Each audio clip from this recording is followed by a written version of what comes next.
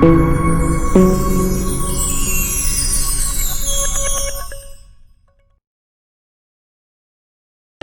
how are you? So I was going to do this live, but the network was bad, so I will post a video instead. First off, I'm doing okay, thank you. I hope you all are doing all right.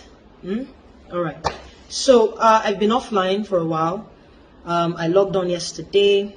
I brought myself up to speed with regards to news, or as much of it as I could, and what's happening. From Lekki to Obibo to Zabamari. I hope I said that right. If not, I apologize. And to places we've never heard of or about. And it is gut-wrenching, to say the very least. So I want to share a few things with you guys, okay? First of all, I know the fight that we're fighting, it is not a fair fight. It is not a fair fight by a long shot. We're up against people that have all the power, that have all the money, resources, access. They control all the security arms. Corruption is the order of the day. Lies on top of lies on top of lies. Lie will not kill Muhammad. It is like being thrown into a gunfight with a stick. How do you win? How do you win a fight like that? So yes, it's very demoralizing. On the other hand is our movement. Oh boy, to see pictures of dead people on your timeline non-stop all day. Hear stories of people and survivors and victims, and one has lost his leg, the other one his arm. Oh boy, it is depressing. Mentally, spiritually, emotionally, physically, it is depressing. I get it. And so we switch off. No pun intended. We tune to something else. You know, how am I going to make my next daily bread? We join in one of these artist wars, club wars, Twitter wars. Who wore it better? But please allow me to remind you of the people who cannot switch it off, who do not have the luxury to debate with us in these Twitter wars, who can never ever again in their life think of how to make their next daily bread. Please allow me to remind you of the real heroes that died for me, that died for you. Look, there are two options as I see it. One I like to call the short-term option. The second one I call the long-term option. Mind you, both options have the same outcome. Short-term option, we go out there, screaming at the top of our voices, demanding change. We want our country back, standing on our constitutional rights. And knowing the government we have, they might just waste all of us away. The end. The second long-term option, we do nothing. We still die. Maybe one by one, but we still die off. Either from poverty, a very poor health sector, security personnel. Take the newspaper boy that was selling his newspaper by the side of the road, and the security personnel of a speaker shot him, side of the road, trying to earn his living, dead. For what? I saw a video of mothers that new mothers that were put outside the hospital because, to be honest, the reason is not even worth mentioning. Because of a poor health system. Guys, listen. I understand that we're angry and we express how we can. We say 600 years for you. Shango strike you. How do your children feel? You will not sleep well tonight. In fact, you will be seeing me in your dreams. Can you call Allah that, Jesus this, Shango strike you? I understand that's how we can express ourselves. But let me tell you something that might be hard for you to swallow. You and I are most likely to die before these people, before these leaders.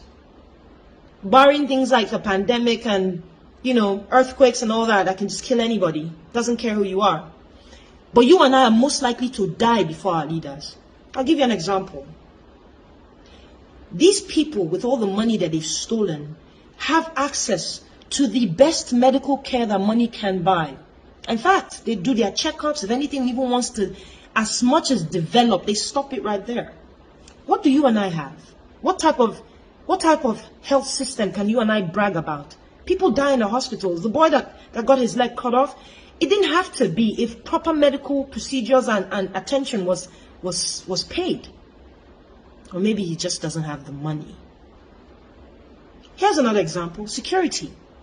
All these our leaders are well guarded by mobile policemen, even the army guard a lot of these our leaders. Before armed robbers will go and rob those people, they will come to me and your house first. Who do we have guarding us? I can go on. Use Lagos as an example. By the time you're driving in Lagos, the stress, the road network is poor, the road is bad, the stress of just navigating Lagos and dealing with people. Everybody is so on the edge. People are screaming at each other all the time. We are most likely to die of high BP before the people who, their security personnel, make way on the road for them. They are probably in the back seat reading a newspaper on the phone with their wives. They don't even know what's going on. You say peace of mind, they have peace of mind. Do not be mistaken for 1 second that you think these people don't sleep well. They do. In their well air-conditioned homes, their private jets, they do. Nothing wrong with these things if they were gotten legally, if they were well deserved. I could go on with so many examples, but I'll leave it there. So pick one, long-term or short-term, because it's the same outcome. Nobody should be forced to do anything. I don't believe that. You don't have to be forced to go out or stay indoors. Everybody's trying to stay alive. So it's very understandable. Everybody knows their own problem. But please, as I said in the beginning, these people have all the power, money, resources, access. It is only one power we have. And our power is just, our power is right. It is our voice. Our voice. And we must use it in whatever capacity that we can. We must use our voice. You see, when we don't see NSARS on the Twitter trend, take for example, NSARS, this is how I see it. It's like a key that opened a door to a big warehouse. Palliative gang, come through. And in that warehouse is all the problems plaguing Nigeria. At least the ones we're aware of. You see, when you take it down, when we don't talk about it, the people that I can assure you are trying to help us, they'll think nothing is really happening. Okay, maybe the government has started giving in to the demands of the people. So think about it. I know we're tired. It won't take you up to a minute. Keep it on that table no matter what. I don't care if it's on number 9 or 10, 11, 5. And some days we might miss it, but please let us try. I can assure you that there are people fighting for us. It's a marathon. It's not a sprint. You can take my word to the bank. People are fighting for us. Let us help them. Let us be part of the solution. I'll probably talk again to you guys in a couple of days and see how it goes. And also, I do not have any backup accounts. I saw so many. Wow. I don't have any backup accounts. I don't have any representing